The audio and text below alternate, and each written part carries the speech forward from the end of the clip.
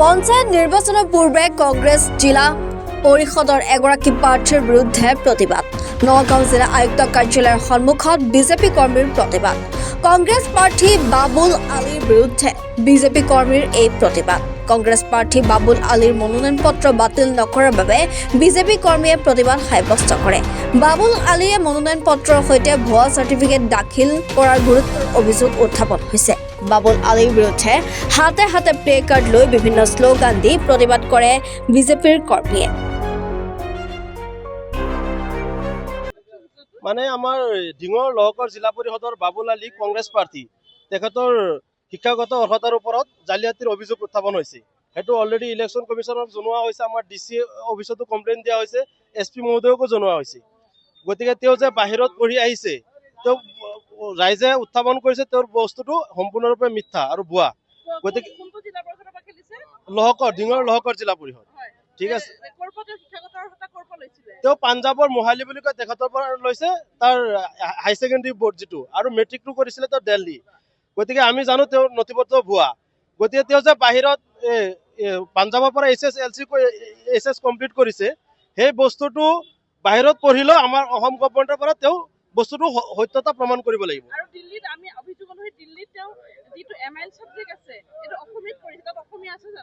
নাই, সেইটো modern of Indian language, ভাৰতৰ 18টা লেংগুৱেজ আছে, সেইটো কোনো এফেক্টেড নহয়। মেইন বস্তুটো হৈছে তেওঁ যে বাহিৰত পঢ়িছে, সেই বস্তুটো আমাৰ অসমত সেই চাৰ্টিফিকেটটো প্ৰমাণ কৰিব লাগিব। অসম গভৰ্ণমেণ্টে ক্লিয়াৰিফিকেশ্যন দিব লাগিব যে বাবুল আলীয়ে পাঞ্জাৱৰ অমুক ইনষ্টিটিউচনৰ পৰা, মোহালি ইনষ্টিটিউচনৰ পৰা তেওঁ হাই ছেকেণ্ডেৰী কমপ্লিট কৰাটো সত্য নে মিছা, সেই বস্তুটো আমাৰ অসম গভৰ্ণমেণ্টে তেওঁক দিব লাগিব প্ৰমাণ পত্ৰটো। আমাৰ ডিচি কাৰ্যালয়ৰ মেইন গেটতে কৰিছো আমি। ইলেকশ্যন কমিশ্যনে এইটো একচেপ্ট কৰিছে, কিন্তু ইলেকশ্যন কমিশ্যন আমি জনোৱা হৈছে তাৰ নথিপত্ৰ সম্পূৰ্ণ আমি জানো। গতিকে আমি সোনকালে দাবী জনাইছো যে এইটো আকৌ এইটো ৰিভেৰিফিকেশ্যন হ'ব লাগে আৰু তেওঁৰ মনোনয়ন পত্ৰ বাতিল কৰিব লাগে।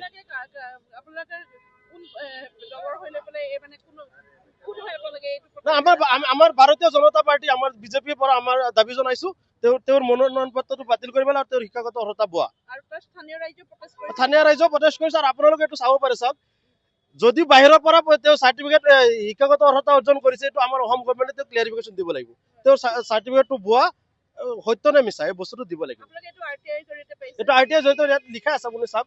However, you make like to seek clarification from the concerned state government regarding authority of this entity. এইটো আমাৰ অসম গভৰ্ণমেণ্টে তেওঁক সঁচা নে মিছাটো প্ৰমাণ দিব লাগিব। অসম গভৰ্ণমেণ্টৰ পৰা তেওঁ সত্য নে মিছা চাৰ্টিফিকেটটো আমাৰ ইলেকশ্যন কমিশ্যনক ছাবমিট কৰিব লাগিব, সেইটো আমি দাবী জনাইছো।